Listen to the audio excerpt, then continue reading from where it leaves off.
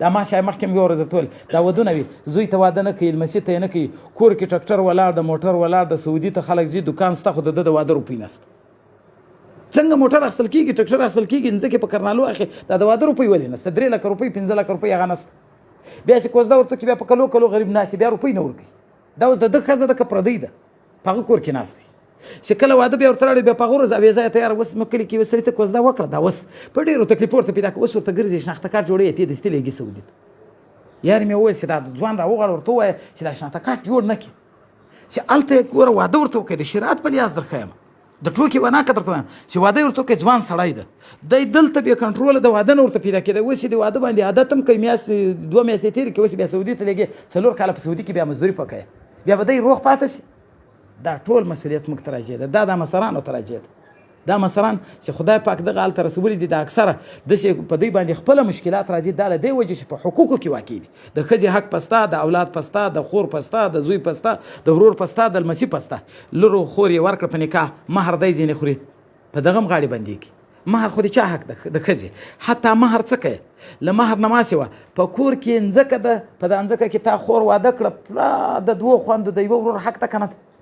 حتی د پلار په میراث کې په نغدو روپو کې هم حق شته د پلار په میراث کې په اسبابو د کور کې هم حق شته چې دا د کور سامان ده د پلار په میراث کې د کور سامان خو ته نه ور جلا کوې نغدې روپۍ نه ور جلا کوې ځمکه نه ورکوې مهر علیحده جیب ته ځینې واچي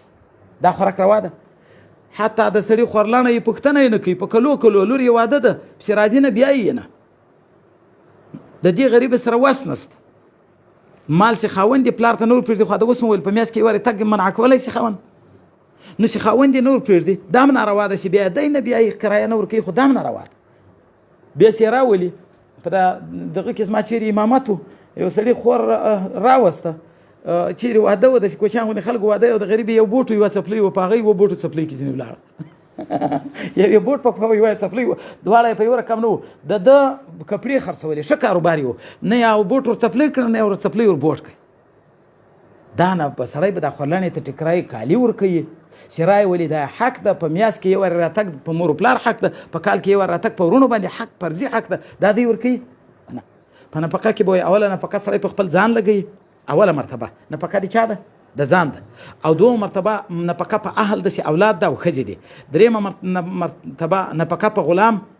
او په حیواناتو ده څلورمه مرتبه نفقه په مور و پلار ده چې ضرورت لري هغو ته به هم نفقه ورکوي او د هغه نه پنځمه مرتبه یوه نفقه ما نه در وشوه پنځم استرار و سبب څلورم څوک و استرار بیا دا به دی ورور دې شل ده کاروبار نشي کولی تا ته ښې روپۍ خدای در کړي دي ته په موټرو کې ګرځې نفقه یې در باندې فرض ده ضرورت شی به ورکوې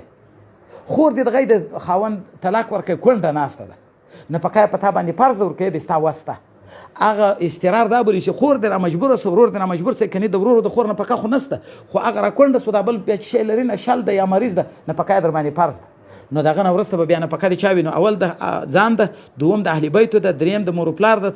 څلورم د غلامانو او د چا ده د حیواناتو ده پنځم د ورور ده چې د استرار ول نفقه ده هغه هم په سړي باندې فرض ده سړی به نفقه ورکوي